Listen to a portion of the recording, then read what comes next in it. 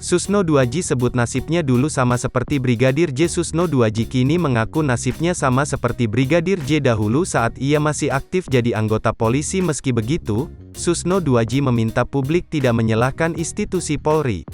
Karena menurut Susno Duaji yang bersalah adalah oknum bukan institusi Polri. Ia juga sedih karena oknum polisi dulu merekayasa dirinya. Susno Duaji bersuara kasus Brigadir J demi keadilan. Walaupun Irjen Pol Verdi Sambo sudah jadi tersangka, masih banyak kejanggalan yang harus diungkap. Susno Duaji pun memberikan saran untuk membuat lembaga eksternal yang bisa menindak oknum polisi. Karena menurut Susno Duaji Kompolnas tidak efektif menindak Verdi Sambo. Selain itu Susno Duaji menilai kalau pengawasnya tidak memikirkan jabatan. Kini publik menunggu bagaimana kelanjutan kasus dari Brigadir J.